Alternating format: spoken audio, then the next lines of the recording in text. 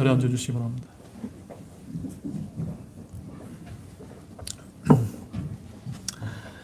네, 오늘 제가 전해드릴 하나님의 말씀 제목은 요한복음 12번째 말씀 제목으로 너희 가운데 죄 없는 자가 먼저 그녀에게 돌을 던지라라는 이런 제목을 가지고 하나님의 말씀을 나누도록 하겠습니다. 오늘 본문 말씀은 여러분 모두에게 매우 잘 알려진 그런 말씀으로서 유대 종교 지도자들이 간음하다가 붙잡힌 여자를 예수님께 데리고 와서 주님을 시험한 사건입니다. 그래서 결국 간음한 이 여자를 예수님께서 친히 구출하신 사건을 담고 있는, 아마도 이제 여러분이 너무나 잘 알고 있는 그런 말씀이실 것입니다. 자, 그런데 오늘 본문 1절과 2절 말씀을 보게 되면 이제 이런 말씀이 이제 기록이 되어 있습니다. 예수님께서 올리브산으로 가셨다가 아침 일찍 다시 성전으로 가셨다라는 이런 말씀을 볼 수가 있습니다. 언제 들어오셨다고요? 아침 일찍 성전에 들어오셔서 가르치기 시작한 말씀을 우리가 먼저 좀 주목해서 보아야 되지 않겠나라는 생각을 갖게 됩니다. 참으로 우리도 주님의 이러한 점을 본받을 필요가 있다라고 제가 먼저 여러분에게 강조를 드리겠습니다. 왜냐하면 우리는 아침 일찍부터 주님의 말씀을 온 백성에게 가르치시려는 우리 예수님의 부지런함을 배울 필요가 있기 때문입니다. 아멘이십니까? 예, 우리는 이런 부지런함을 저부터 배워야 되고 우리 모두가 배워야 되지 않겠습니까? 누가복음 21장 37절 말씀에 의하면 예수님께서는 공생의 막바지에 이처럼 밤에는 올리브산에서 습관대로 기도하고 머무셨으며 낮에는 성전에서 가르치셨다라는 말씀을 볼 수가 있는데, 누가복음 21장 37절 같이 한번 보도록 하겠습니다. 그분께서 낮에는 성전에서 가르치시고 밤에는 나가서 올리브산이라는 산에서 머무시니. 왜 올리브산에 밤에 머무셨을까요, 여러분? 예수님은 마태복음 8장 20절 말씀에 가보게 되면은 자기 집이 없으셨습니다. 그러니까 자기는 머리 둘 곳이 없는 그런 분이셨기 때문에 밤에는 기도하러 올라가셔서 주무셨지만 낮에는 어디 계셨던 겁니까? 성전에 가셔서 아침 일찍부터 백성들을 가르치는 이런 신실한 사역을 감당하셨던 것입니다.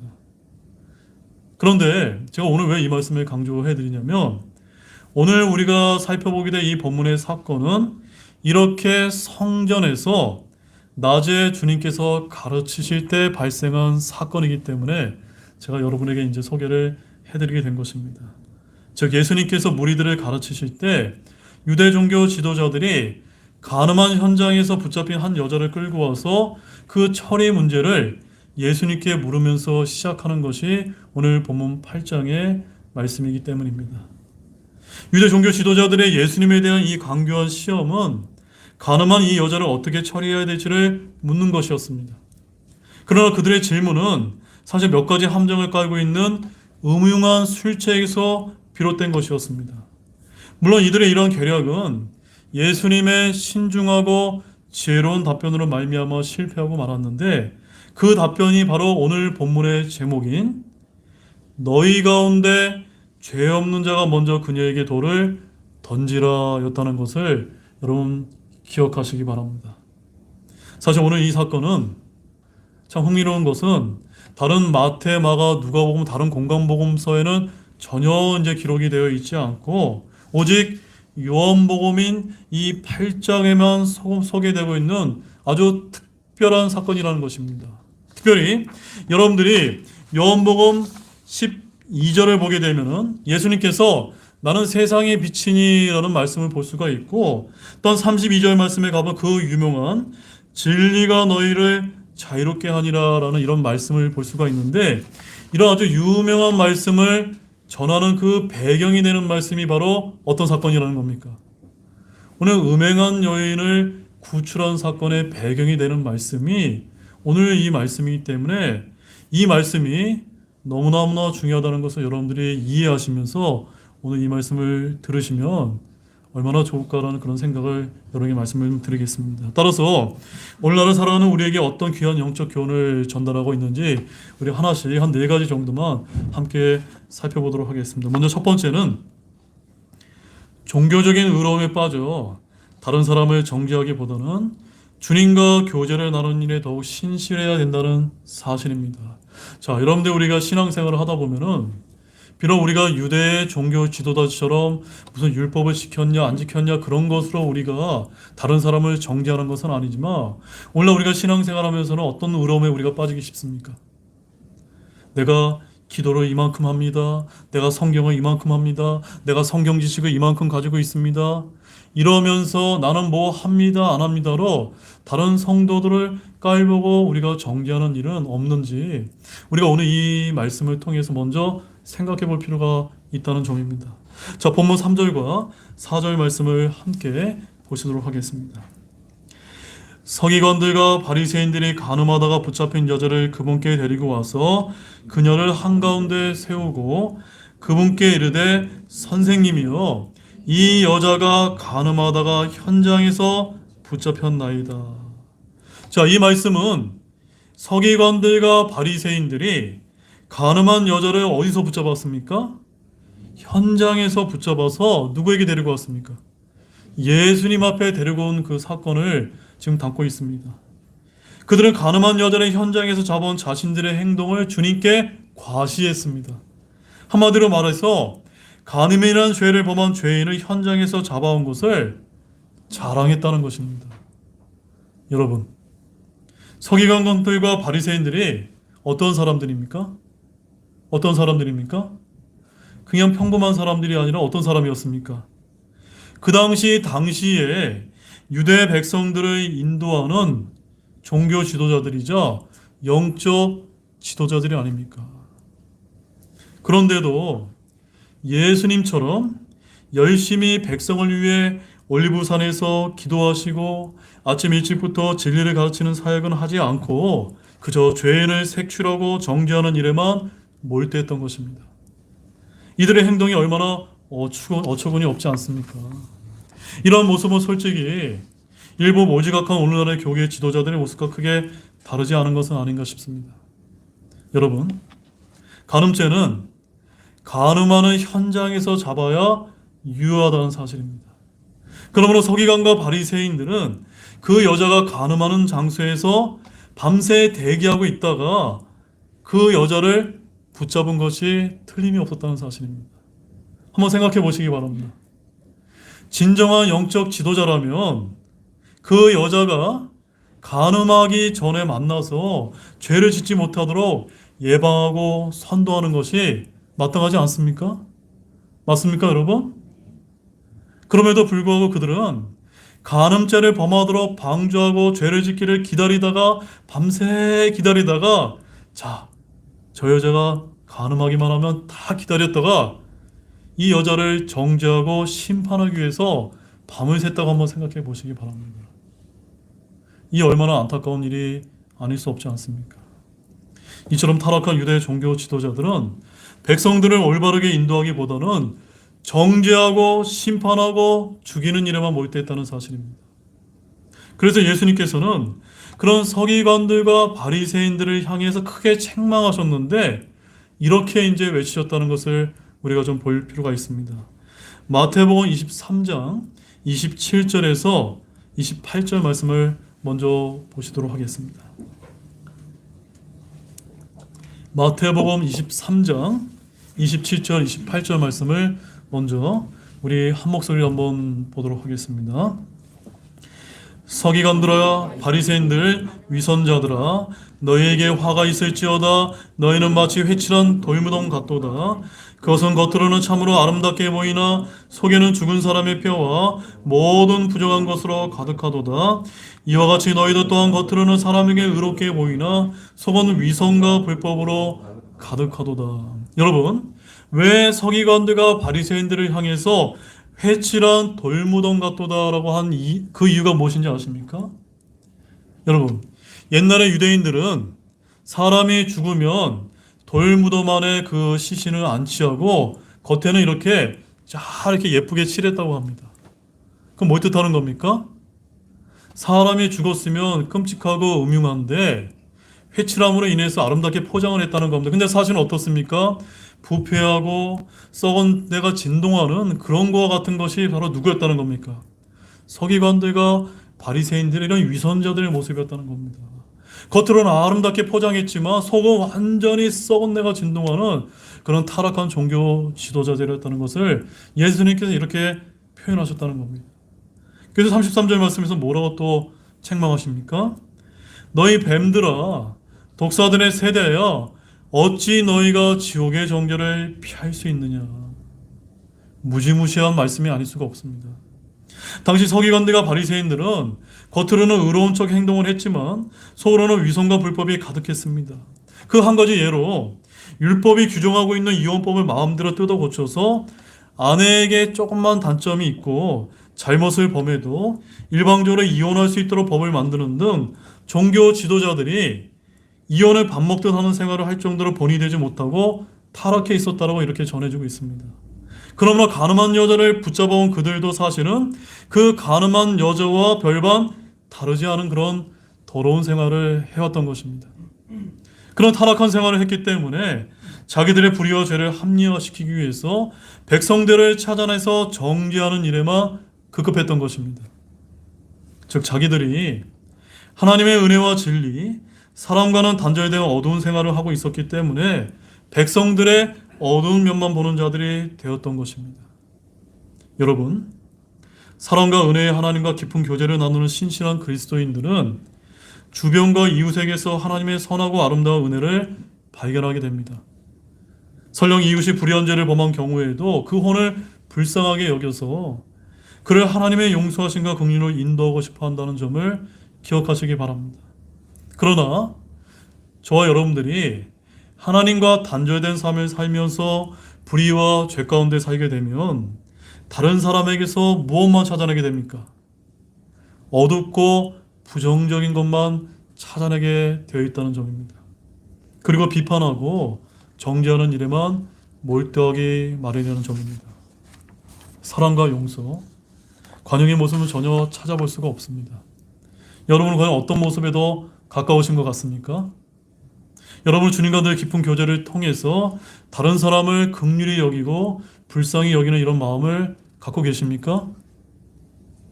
우리 마태복음 7장 1절에서 3절 말씀도 함께 또 보시도록 하겠습니다. 마태복음 7장 1절에서 3절 말씀입니다. 같이 보시겠습니다. 너희가 판단을 받지 않도록 판단하지 말라.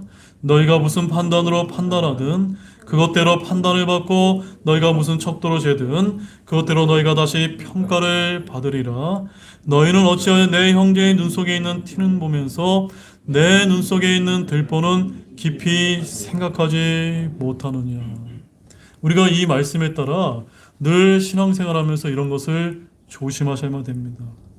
내 속에 있는 들보는 깊이 생각하지 못하면서 다른 형제 자매의 티만을 바라보는 이런 그런 종교적인 의로움에 빠져서는 안 된다는 사실입니다.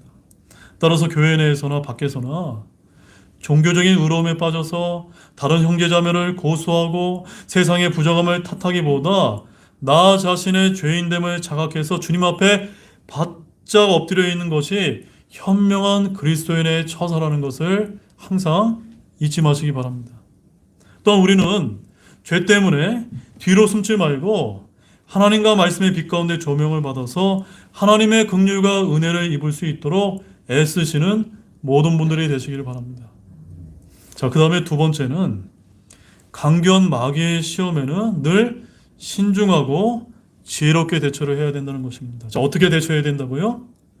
신중하고 지혜롭게 대처해야 됩니다.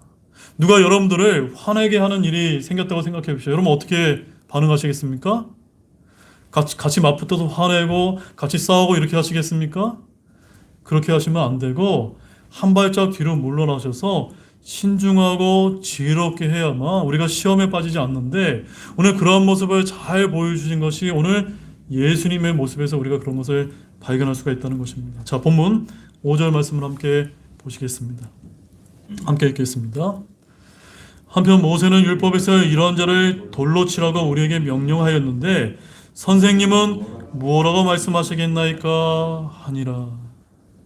지금 이 말씀은 가늠한 여자를 붙잡은 자들이 예수님께 그녀를 어떻게 처리했으면 좋겠냐고 질문하는 그 내용이 나옵니다. 그들은 율법에 기록한 대로 가늠한 자는 반드시 돌로 쳐서 죽이라는 말씀을 근거로 해서 주님께 질문을 했던 것입니다.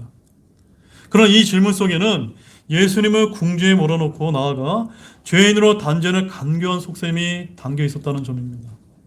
그래서 6절 말씀을 보게 되면은 그들이 그분을 시험하며 이렇게 말한 것은 그분을 고소할 구실을 얻으려 함이더라라고 이렇게 이제 강조를 하고 있습니다. 여러분, 만약 예수님께서 율법에 명시한 대로 가차없이 돌을 던져서 쳐서 죽이라고 이제 대답하셨다면 여기는 큰 문제가 두 가지 정도가 이제 발생하게 됩니다.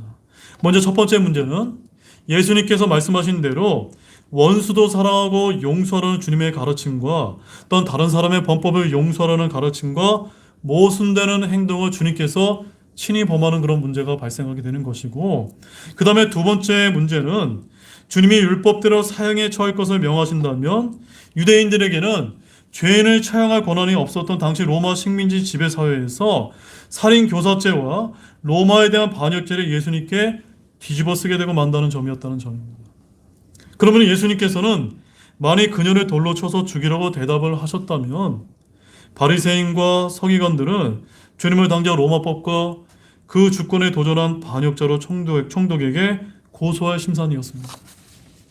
그러나 반대로 만약 예수님이 그 여자를 용서해야 된다고 대답하셨다면 그들은 주님의 율법을 깨트리는 신성모독자로 소문을 낼 것이요 더러운 죄를 조장하는 자라고 정죄했을 것입니다. 그러나 예수님께서는 그들의 질문 속에 있는 이런 강교한 덫이 숨어 있다는 사실을 너무나 잘 알고 계셨던 것입니다. 그래서 예수님은 이 사건을 가볍게 여겨서 귀 기울여 듣지 않으신 것처럼 행동을 했다는 점입니다. 즉 바리새인들이 이런 강교한 시연을 했을 때 못 들은 척 하셨다는 것입니다. 그래서 6절 말씀에 보게 되면 어떻게 이제 행동을 하셨냐면 이렇게 표현하고 계십니다. 그러나 예수님께서는 그들의 말을 듣지 못하신 듯 몸을 구부리시고 손가락으로 땅바닥에 쓰시니. 잘 보시기 바랍니다. 여러분들에게 누군가 여러분을 시험하고 공격하는 사람들이 있다면 여러분 어떻게 행동하셔야만 됩니까?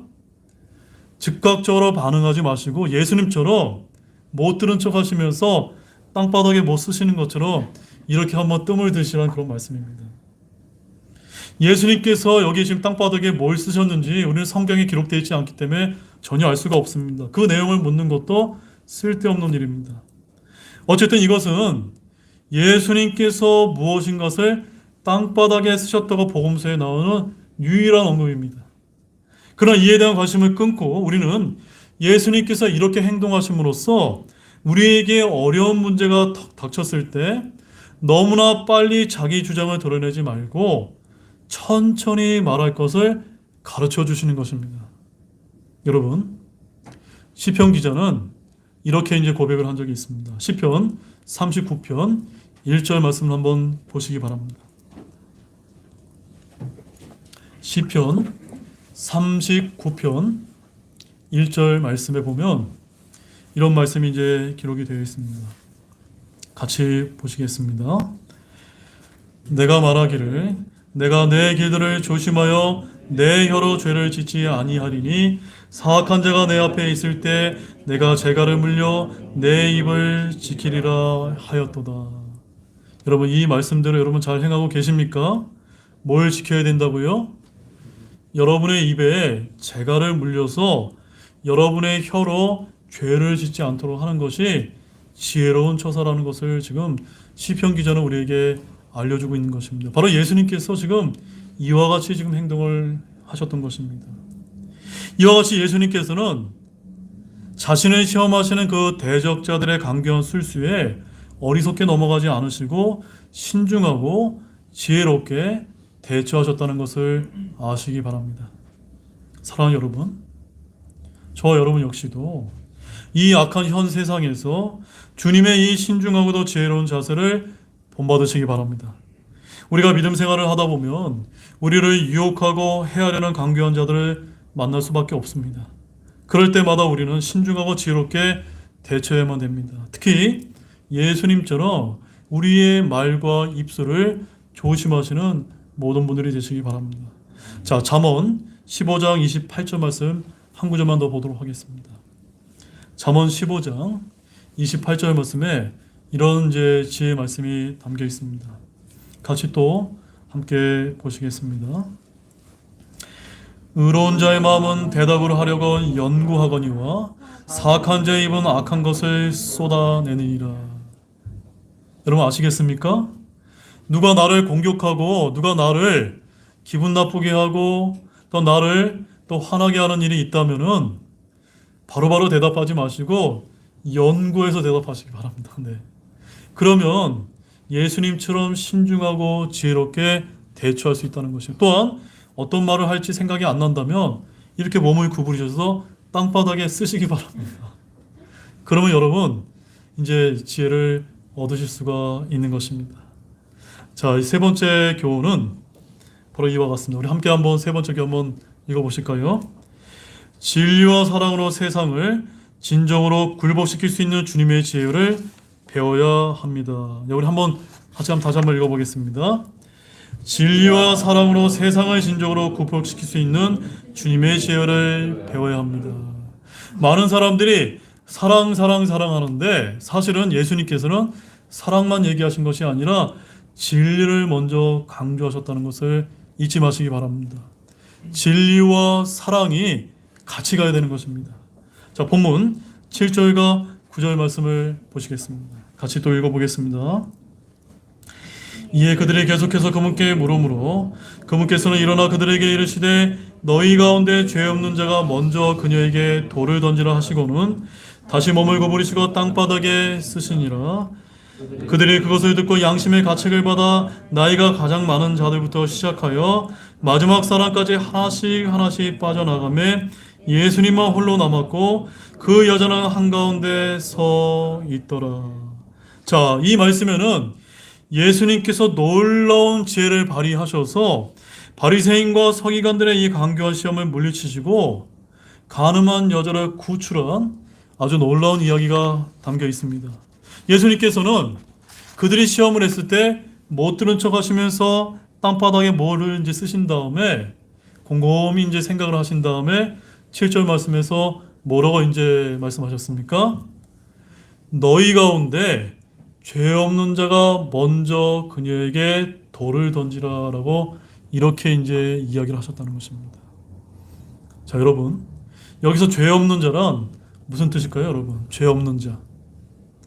외적으로 죄 없는 자가 아니라 모든 죄에 있어서 완전 무고일하게 의로운 자라는 것을 가리키는 그런 말씀이었습니다. 따라서 주님의 말씀은 좋다. 율법대로 돌로 쳐라. 그러나 너희들 가운데 하나님 앞에서 한 번도 죄를 짓지 않은 자가 먼저 쳐라라고 이렇게 물으셨다는 겁니다. 여러분, 마태복음 5장 27절과 28절 말씀에 이런 말씀이 이제 기록이 되어 있습니다. 옛사람들이 너는 간음하지 말라고 하여 말았으면 너희가 들었으나 나는 너희에게 이르노니 누구든지 여자를 보고 그녀에게 음욕을 품은 자는 이미 마음속으로 그녀와 간음하였느니라. 사랑하는 여러분, 이 말씀에 의하면 우리는 비록 육체로 간음죄는 범하지 않을지라도 마음으로 간음죄를 범하는 자임을 너무나 잘 알고 계실 것입니다. 이 말씀대로라면 예나 지금이나 얼마나 많은 사람들이 간음죄를 저지르고 있지 않습니까, 여러분? 맞습니까, 여러분? 당시 주님의 이 말씀은 간음한 여자를 정죄하는 사람들의 양심을 깨우치는 능력이 되었으며 그 간음한 여자보다 우선 자기를 돌아보게 만들었다는 사실입니다. 그래서 본문 9절 말씀을 보게 되면 이런 말씀이 이제 기록이 되어 있습니다. 그들이 그것을 듣고 양심의 가책을 받아 나이가 가장 많은 자들부터 시작하여 마지막 사람까지 하나씩 빠져나가매 예수님만 홀로 남았고 그 여자는 한가운데 서 있더라. 제가 여러분에게 질문을 던지겠습니다. 왜 양심의 가책을 받는 것까지는 이해가 되는데 나이가 가장 많은 자들부터 먼저 빠져나간 이유는 무엇입니까? 왜 그렇죠? 네, 더 많은 죄를 지었다라고 생각으로 양심의 가책을 느꼈다는 것입니다. 여러분, 사람들의 양심에 큰 울림을 주는 이 예수님의 메시지를 듣고 나이가 가장 많은 자들부터 시작하여 마지막 사람까지 한 사람 한 사람 빠져나가서 가늠한 여자와 예수님만 홀로 남은 이 장면을 한번 상상해 보시기 바랍니다. 군중들은 자기들 역시도 하나님 앞에서 죄인임을 깨닫고 한 명, 두 명 그 자리를 떠나게 된 것입니다. 강경한 바리새인들과 서기관들마저도 떠났다는 점입니다. 말하자면 주님은 진리의 말씀으로 가늠한 여자를 정죄하는 자들을 굴복시킨 것입니다. 그런 다음 무리들이 다 떠나간 후에 예수님은 그 가늠한 여자에게도 다음과 같은 말씀을 주셨는데 본문 11절 말씀에 보면은 이렇게 이제 예수님께서 말씀을 이제 하셨습니다. 나도 너를 정죄하지 않으니 가서 다시는 죄를 짓지 말라. 우리 예수님께서는 긍휼과 사랑과 용서로 그 가늠한 여자를 대하셨습니다. 여러분, 이처럼 예수 그리스도는 진리와 사랑으로 세상의 악을 이기신 분입니다. 율법은 그에 대한 두려움으로 사람들을 복종시키지만 우리 예수님께서는 진리와 사랑으로 죄인들을 깨우치시고 스스로 회개하게 만드시며 스스로 하나님의 사랑을 사랑하게 만드시는 분이십니다.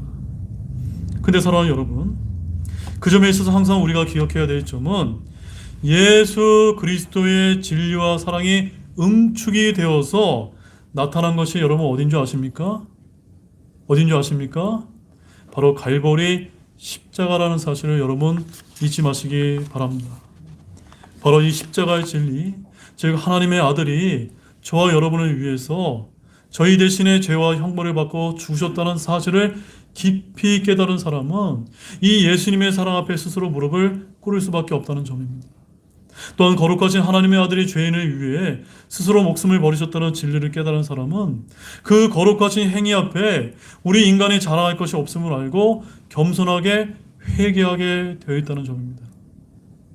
우리 주님은 이처럼 두려운 법이나 심판으로 사람을 복종시키는 분이 아니라 친히 희생적인 사랑과 진리로 우리 인간들을 순종시키시는 분이심을 잊지 마시기 바랍니다.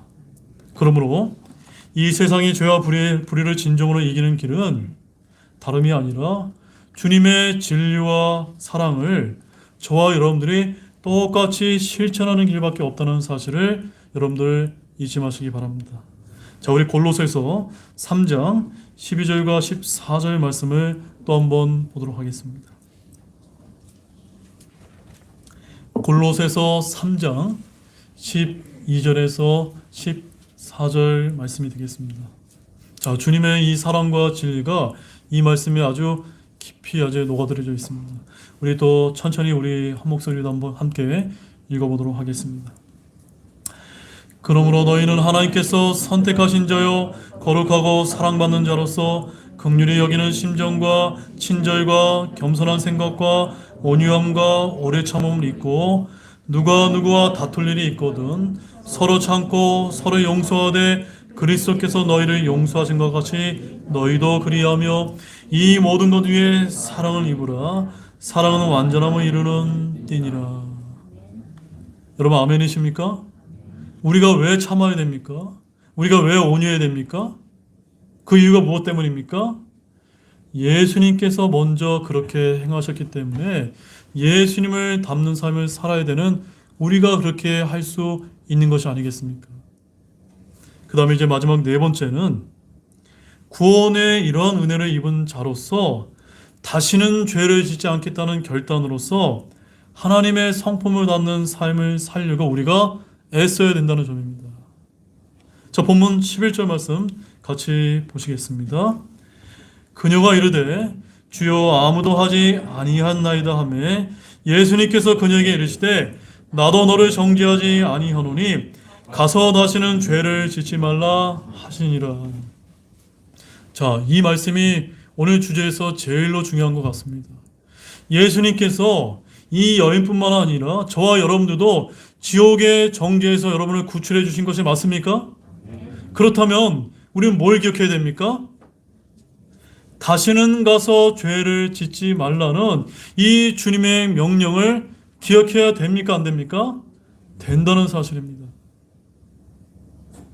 나도 너를 정죄하지 않으니 가서 다시 죄는 짓지 말라고 주님께서 명하셨는데 우리는 항상 이러한 주님의 명령을 잊어서는 안 되는 것입니다. 주님께서는 전에 베데스다 연못가에 38년 된 병역 환자를 고쳐주셨을 때도 그냥 병을 고쳐주신 것이 아니라 요한복음 5장 14절 말씀에 의하면 이렇게 말씀하셨습니다. 보라, 내가 온전하게 되었으니 더 심한 것이 내게 생기지 않도록 다시는 죄를 짓지 말라라고 이렇게 명하셨다는 점입니다.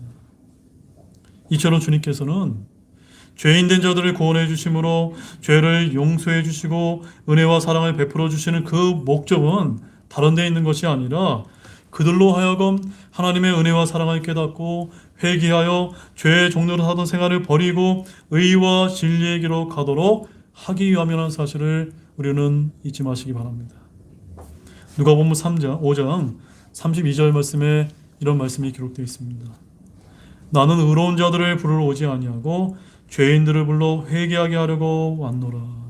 우리 주님께서는 종교적인 의로움에 빠져서 이 형제 지적하고 저 형제 고소하는 이런 사람을 구해주기 위해서 오신 것이 아니라 주님, 저는 정말 죄인입니다. 저는 정말 지옥에 갈 수밖에 없는 이런 자였는데 주님의 그런 도우심이 필요합니다라는 이런 죄인들을 위해서 구원하시기 위해서 오셨다는 사실입니다. 근데 만약 죄에서 구원받은 자가 이런 하나님의 놀라운 은혜를 저버리고 계속 죄 가운데 가는 삶을 산다면 여러분 어떠할까요, 여러분? 그 사람에게 믿음이 있다라고 우리는 볼 수 있을까요, 여러분? 그 사람의 정성적인 믿음 생활을 하고 있다라고 우리는 당당하게 우리 말할 수 있을까요? 그렇지 못할 것입니다. 예수님을 만나고 그분의 구원의 은혜를 체험하고 성령으로 거듭난 그리스도인들은 어찌하든지 하나님의 성품을 담는 삶을 살려고 애쓰기 마련입니다. 진정으로 구원의 은혜를 얻은 신자는 성령 충만한 성령의 열매를 맺기 마련인 것입니다. 사랑하는 여러분, 우리가 왜 물침례를 받습니까?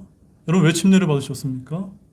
침례를 받은 이유는 더 이상 우리가 죄 가운데 죄를 짓던 옛사람을 그리스도와 함께 십자가에 못 박혀 죽이고 장사되어서 새 사람의 영광스러운 삶을 살겠노라는 그런 결단이 아닙니까? 그냥 물에 들어갔다가 나오는 것이 아니라 정말 주님처럼 죽었고 묻혔고 부활하겠다는 그런 삶을 사는 것이 아니겠습니까?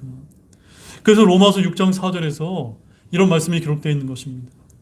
그러므로 우리가 죽음으로 안으로 침례를 받아 그분과 함께 묻혔나니 이것은 그리스도께서 아버지의 영광에 의해 죽은 자들로부터 일으켜 주신 것 같이 그렇게 우리도 생명의 새로움 속에서 걷게 하려 함이라. 아멘이십니까?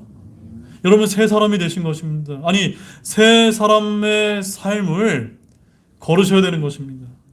그러나 만약 우리가 스스로 구원의 은혜를 입었노라고 말하고 침례를 받았음에도 불구하고 계속해서 옛사람의 습관과 죄를 짓고 더러운 육체의 열매만 맺어서는 될까요, 여러분?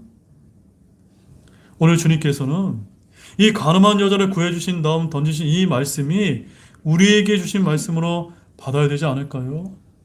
그 말씀이 무엇입니까? 11절 말씀에 나도 너를 정죄하지 않으니 가서 다시는 죄를 짓지 말라. 다시는 죄를 짓지 말라. 사랑하는 여러분, 혹자는 이렇게 이야기합니다. 우리가 아무리 죄를 지어도 정죄받지 않는다고 잘못 생각하는 그런 분들이 얼마나 많은지 모릅니다. 오직 혼만 구원받을게 육체로 행하는 죄는 죄가 되지 않는다고 주장합니다. 또한 오늘날에도 이런 잘못된 생각을 가지고 하나님의 은혜를 자기의 정욕의 기회로 삼는 이들이 적지 않습니다. 교회는 이러한 자들을 멀리하고 죄의 오염으로부터 보호하며 정결하게 유지를 해야만 됩니다. 또 우리 각자는 늘 이 주님의 명령을 가슴에 새겨서 구원받은 하나님의 은혜를 잊지 말고 다시는 죄를 짓지 않는 새 사람의 삶을 살겠나라고 결단하는 저와 여러분이 되어야 된다는 사실입니다. 이제 결론을 맺겠습니다. 사랑하는 여러분, 우리 오늘 말씀을 통해서 율법의 종교적인 고정관념 속에 갇혀 무지한 자들의 모습을 볼 수가 있었고 또한 진리와 사랑의 빛으로 깨워주시고 죄인을 구원해 주시는 예수님의 모습을 비교해서 우리가 볼 수가 있었습니다. 자, 우리는 어떤 모습을 닮고 있습니까? 아니, 어떤 모습을 닮아가려고 애쓰고 계십니까? 오늘 본문 7절 말씀처럼 너희 가운데 죄 없는 자가 먼저 그녀에게 돌을 던지라라는 이 주님의 말씀처럼 예수님께서는 이와 같은 진리의 말씀으로 자신을 시험하려는 자들의 입을 막으시고 무지한 군중들의 양심을 깨우치셨으며 사랑과 은혜로 가늠한 그 죄에 묻혀있던 이런 불쌍한 여자를 구원해 주신 것입니다. 여러분, 그런데 바로 이 가늠한 여자가 저와 여러분과 아무 상관이 없는 그런 여자가 아니라 사실은 나 자신과 상관이 있는 자라는 것을 깨닫기 바랍니다. 바로 나를 가르치신 말씀이라는 사실을 잊지 마시기 바랍니다. 이 가늠한 여인처럼 죄인인 나를 진리와 사랑으로 구원해 주신 분이 바로 예수 그리스도이심을 항상 기억하시고 죄를 이기시는 승리하는 새 사람의 삶을 잘 사시겠나라고 결단하는 모든 분들이 되시기를 우리 예수 그리스도의 이름으로 축원드립니다. 우리 다 같이 일어나시겠습니다.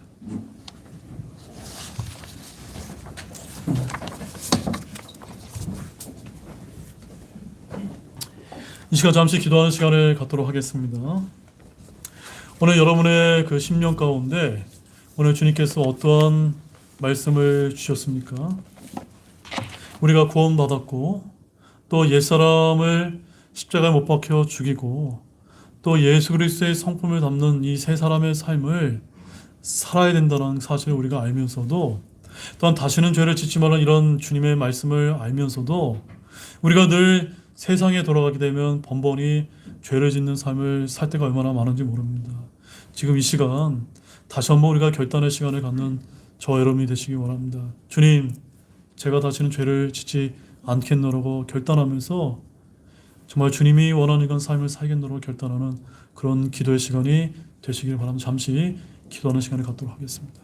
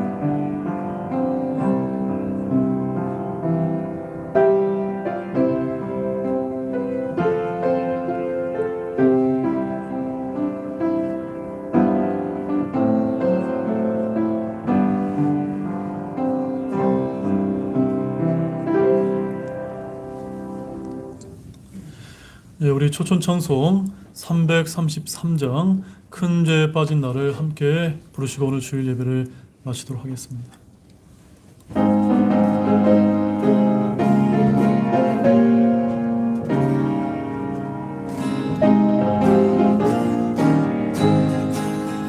큰 죄에 빠진 나를 주 예수 건지사 그 넓은 품에 다시 품으신 은혜는 저 바다보다 깊고 저 하늘보다 높다. 그 사랑 영원토록 나 찬송하리라. 날로 더욱 귀하다. 날로 더욱 귀하다. 한이 없이 넓은 우리 주의 사랑. 날로 더욱 귀하다. 옛날에 유대 땅에 주 예수 다닐 때 그 은혜 은혜 받으려고 큰 무리 모였네. 먼저 병든 자를 다 고쳐주셨으니 나 같은 죄인까지 그 은혜 받거나 날로 귀하다. 날로 더욱 귀하다.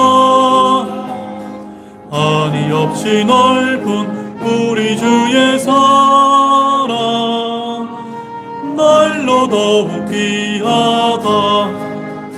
주 크신 사랑으로 만 백성 위하여 그 십자가의 고난 다 받으셨으니 그 속죄 받은 성도 큰 소리 함께 높여 온 천지 울리도록 주 찬송하리라. 날로 더욱 귀하다. 날로 더욱 귀하다. 한이 없는 넓은 우리 주의 사랑 날로 더욱 귀하다. 우리 기도하고 주일 예배를 마치도록 하겠습니다. 하나님 아버지, 정말 감사를 드립니다. 오늘 하나님의 귀한 말씀을 통해서 우리도 귀한 깨달음을 주심에 너무나 감사를 드립니다.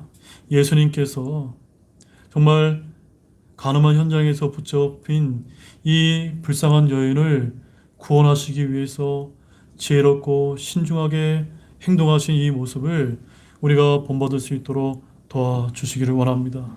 정말 이 여인이 주님의 놀라운 긍휼의 은혜를 입고 다시는 가서 죄를 짓지 말라고 하신 이 명령에 따라 살아야 됨을 우리가 살펴보았습니다. 주님, 오늘 우리가 배운 말씀처럼 죄 없는 자가 먼저 돌로 치라는 이 주님의 말씀처럼 우리가 늘 주님의 진리와 사랑에 힘입어서 예수님의 복음을 전하고 그 복음대로 살 수 있는 우리 모든 우리 형제자매님들이 될 수 있도록 도와주시기를 원합니다.